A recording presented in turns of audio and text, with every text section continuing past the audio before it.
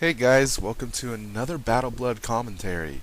So we're up for another 4v4 today, back to just the regular Team Perfect Catch, and we are in a random ranked match as you can see, and finally Cass is going first, Fallon's going last. Kind of backwards there, but better than Fallon first, because that'll ensure that she does get her hits off in case they try to kill her off. And she's also also has me in front, so that'll help a lot in case they stop Cassandra. So anyways, we're going second in this match. As you can see, we're up against, let's see, oh, I wish I could move my mouse at this point and see what their names are individually, but so yeah, I want to make the intro. I have to look back in the video to see what their names are in full. So here we are. We have Blaze Dragonrider, James Skullbreaker, Danielle Moonwalker, and Danielle Sunrider. So as you can see, Danielle is the ice based on her pet. Same with, or actually James has the Elephant, so he's a fire. Blaze throwing off the fire blade, so definitely a pyromancer. Already treasure balance blades being stacked up, and then here's a stun shield and the shields being passed over to the third player on their team, whose name I can't see right now, but we're assuming he'll be the life player. So Ronan doing his thing, putting up the plague, making sure, hey, if they're gonna blade up, at least take an extra turn to kick those off, buy us some time. They've already infected Cass, so they've figured out who the life player was, probably just based on the shields and that extra sun shield we placed on Cass, since she wasn't able to play her conviction just yet. And now we're gonna add some protection onto Ronan. Now that Cass has enough, we've been changing up. This is the start of where we're changing up the whole warlord concepts and whatnot. And so instead of stacking all shields on just the life player, sometimes we'll shift shields around just to protect everyone, especially when we know the other side is a heavy hitter.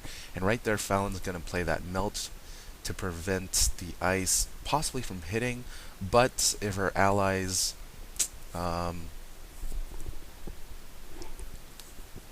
allies, excuse me, oh, pardon me, that was bad. Anyways, if her allies had a cleanse or so to be supportive and whatnot, she'll get that. But they'll smoke us and they'll dispel casts, so not going to be able to play a card off this round, but that's okay. Neither will the ice that has the blades, and I'll be able to actually send out my frost giant, which gets a lucky critical. This guy doesn't have that much block unless I got a high critical point or so, but because none of these have blocked and I don't even have vengeance up. So I rolled the dice, it gave me a double 6 or so, and since that's really rare to get, I guess they weren't able to block my low critical rate, especially with me being ice. So we got a little early head start in this match in terms of advantage. We've already broken through a couple of their shields. The life player loses his stun shield, so he can still move.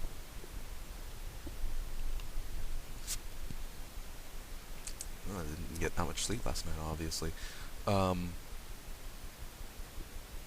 I was expecting maybe a storm dispel to come from the life player to save his teammates, but no, he's going to go ahead and build up pips. He's going to use the treasure elemental shields to try to protect himself, and Cass doing a wonderful job. We had her play a storm elf in case he did try to storm shield, so we got that up. Ronan's just going to smoke screen in case, just because we'll be able to stun the life player and we don't want the others hitting, basically trying to stop any kind of huge combos being thrown at us, but at least prevent that life player from dispelling Cass once again, so we are in the clear. Really good combo. And they have a bunch of pips and they're susceptible to anything. Gonna call for a Nova at this point for sure, or maybe Nova, try to knock out as many people or weaken them further. If they miss on their attacks, they'll hold on to those plagues, and we can weaken them even further and maybe kill someone. So here we go. He's gonna miss.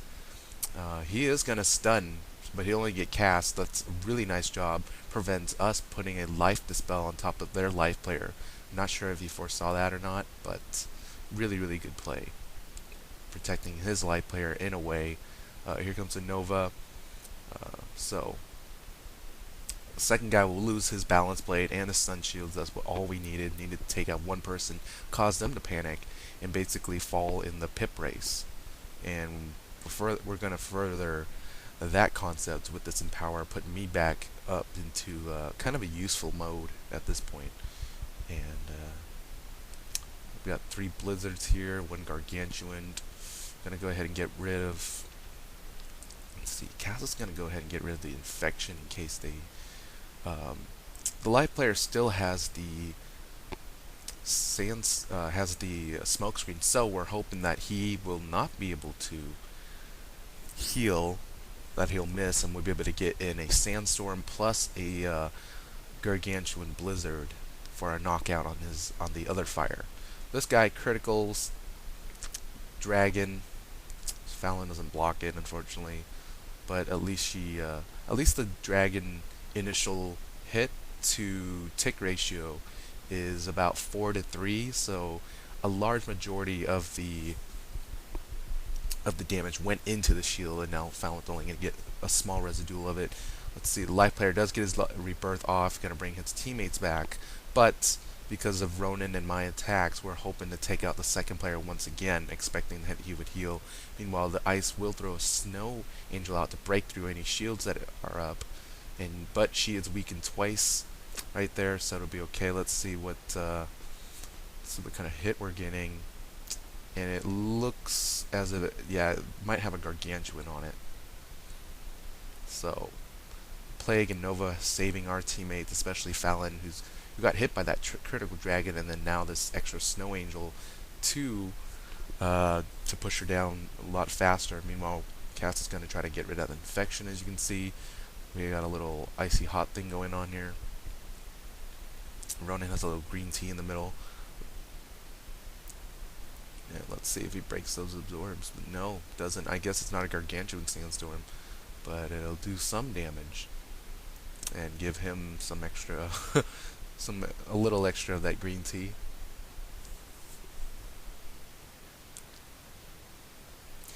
And so the players that you're seeing typing, I won't name exactly who, but we will be fighting them in a future match, in a future video, so look forward to that. So we have future opponents here spectating us, so they kind of know what we're up to, and let's see if they've applied anything. Let's see.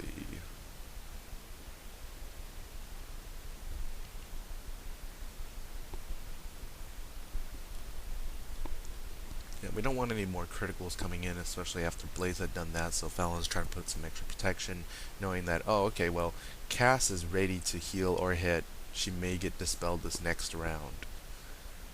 The thing is, that light player may have to worry about saving up its pips, so instead, Cass does get dispelled. She's going to play a small heal, just in case. I'm not sure why that choke was played. Maybe it's just to remove stun shields faster. And he is going to unicorn, so no dispel here. So good play by Cass, putting that life dispel on the life player, making sure if he gets a power pit next round, he won't be stopping her heals.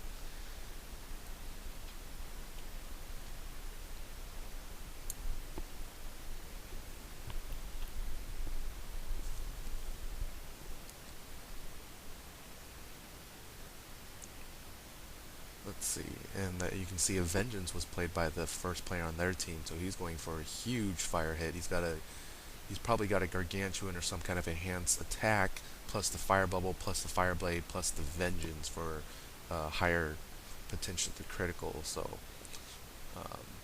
I mean, just counting the number of pips that they have, knowing you have to weaken these guys and maybe modify their status or their reliance rates. So smoke screen to top it off, not letting anyone cleanse anything off of each other. Yeah, that also playing the plague in front of the life dispel made sure that they can't cleanse Daniel and allow him to life dispel Cassandra. So I think we're calling for a heal at this point. Yes, we are. And I'm going to Blizzard in case they try to shield up, try to knock down the second person a little bit further. I mean, we know that we're expecting storm shields to pop up at some point like that, but all we're caring about right now is knocking out the second person and forcing the life player to worry about heals. So the first guy did not hit, or he fizzled actually. So got the heal off anyway.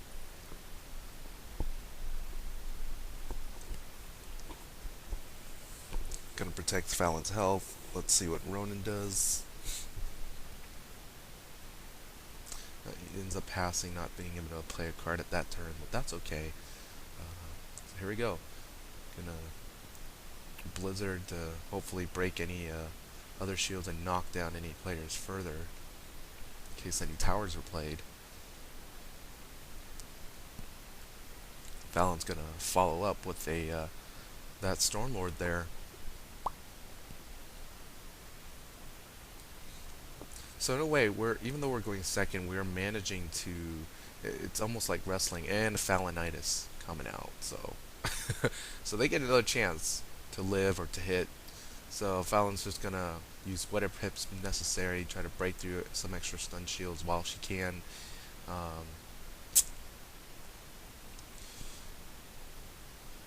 Now I need to build up my pips slowly. I don't want to discard any cards. Just need to build up pips and basically use them at the right time. Meanwhile, a huge meteor, a plague being sent out by the second person. So he is definitely playing in our style a little bit. Not entirely, but he is playing as a support player, offensive support with the modifications of choke to stun us and plague to make sure we don't hurt their team as much. So they're probably expecting like a Stormlord from Fallon, but nope, she's gonna go ahead and get rid of that plague anyways, and those storm shields that were stacked right there. So 3 in 1. Now he's wide open. He still has a life dispel. I don't want that ice comboing. So if she hits like the frost giants or some sort, we do not want her attacking right away again, because Blaze does have that many pips, and meanwhile Ronan's going to try to build up his pips. I think maybe we've also started carrying rebirths and earthquakes within ourselves, so I think we're getting Ronan ready not only for rebirth potential, but a earthquake potential to remove stun shields, allow Fallon to stun them, and basically give us first turn for indirectly. She is gonna blast, but she won't be comboing with. She isn't gonna be blowing out a blizzard next, or shielding, whatsoever. So.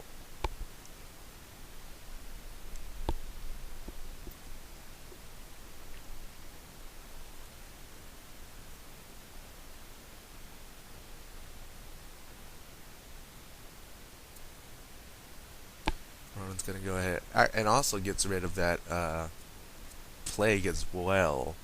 So a lot of things going on here. It's much easier to pay attention when the speed is normal in real game time, and when you're actually processing and thinking about each card. So we're gonna go ahead and knock him out, not allow him to meteor or play any other manipulative card, and it's basically slam whatever we can into them. So, life player had to use like a pixie or maybe a sprite to try to get rid of the life dispel, so he won't have enough for rebirth. Ronan's gonna stack on even more damage reduction at this point. That fire still is not hit, but he has 2 blades up. He's putting up defense now, so he hasn't. I think he should have hit in order to. Oh wow! And here comes the elucidated Force Lord. I'm not sure why the fire didn't hit with him.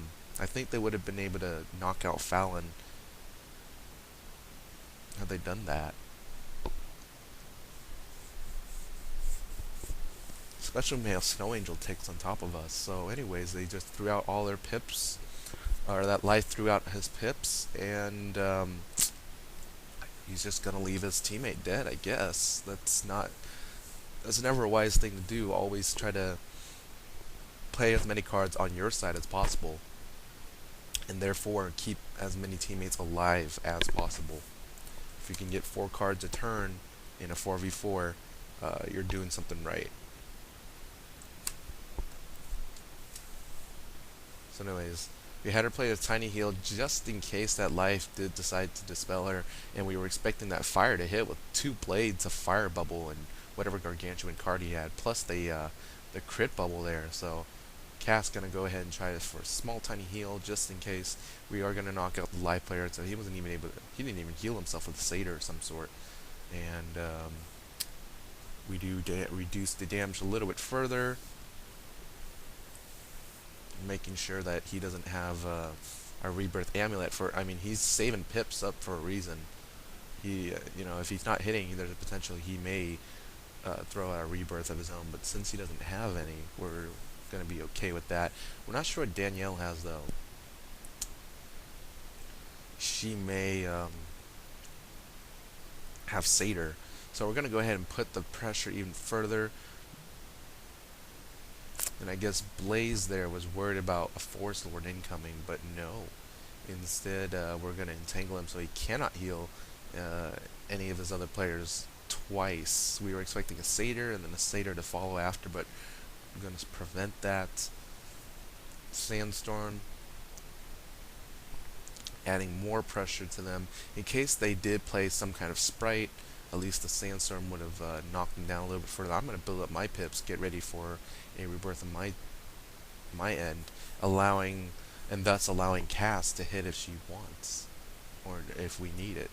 Meanwhile, Fallon's just going to Tempest while she can to combo with the Sandstorm, and that is going to knock Blaze out, so in case one of them fizzled, we at least have the Life Dispel to prevent him from doing anything, and now she is the only one that's left.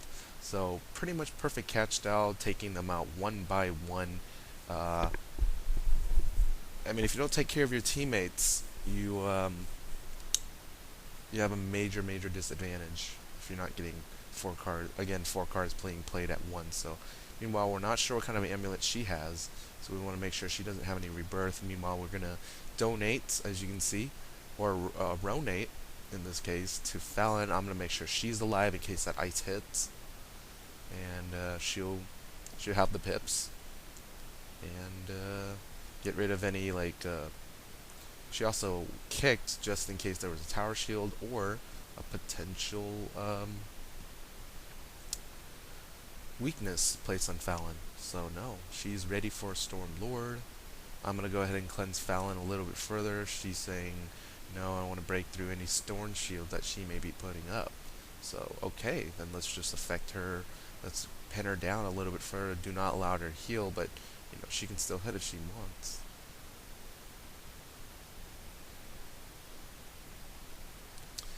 Blaze being put on.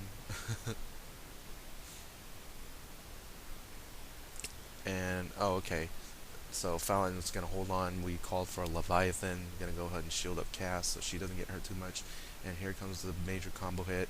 Earthquake to get rid of any storm shields that may pop up. In case Ronan can't stop it. And to get rid of any towers, of course. So here we go. She's going to lose both of those dispels. We're hoping Fallon hits. Otherwise she might be able to rebirth if she has it.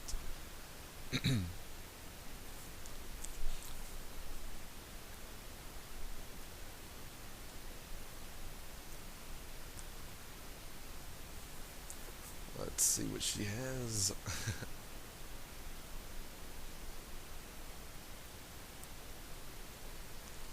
Gonna protect him, build my pips up. And here goes the bladed Leviathan. So let's see if this is enough to knock her out.